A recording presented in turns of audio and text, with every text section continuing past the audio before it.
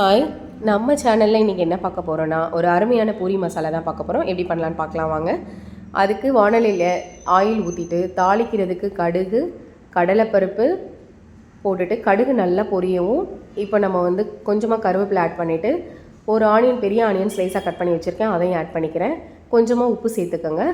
உப்பு சேர்த்துட்டு தக்காளி, அது கூடவே பச்சை மிளகாய் ஆட் பண்ணிக்கோங்க. நான் இதில் மசால் பொடி எதுவும் சேர்க்க போகிறதில்ல. ஆட் பண்ணிவிட்டு ஒரு கேரட்டை இந்த மாதிரி சீச்சு வச்சுருக்கேன், அதையும் ஆட் பண்ணிக்கோங்க.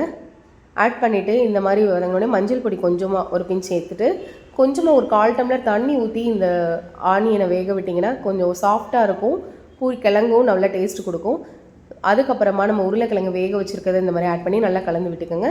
இந்த ஸ்டேஜில் தான் நம்ம கடலை மாவு ஊற்ற போகிறோம். அதுக்கு 1.5 ஸ்பூன் கடலை மாவை இந்த மாதிரி கட்டி இல்லாமல் கரைச்சி ஊற்றிக்கோங்க.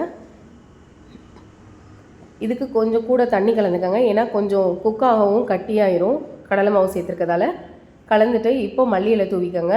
இதுக்கப்புறம் தான் நம்ம தாளிப்பு கொடுக்கணும். அதுக்கு கொஞ்சமாக ஆயில் எடுத்துக்கோங்க. கடுகு, காஞ்ச மிளகாய், அதுக்கப்புறம் பெருஞ்சீரகம், ஜீரகம், அப்புறம் கொஞ்சமாக பெருங்காயப்பொடி, இதெல்லாம் சேர்த்து நல்லா தாளித்து விட்டுக்கோங்க. இப்போ அருமையான பூரி மசாலா ரெடி ஆயிடுச்சு. நீங்கள் ஆஃபீஸ் முடிஞ்சு குழந்தைங்க பூரி கேட்டாலும் சட்டுன்னு இந்த கிழங்கு ரெடி பண்ணி நீங்கள் பண்ணி கொடுத்துடலாம். என்னோடய சேனல் பிடிச்சிருந்தா சப்ஸ்கிரைப் பண்ணுங்கள், லைக் பண்ணுங்கள். தேங்க்யூ ஃபார் வாட்சிங்.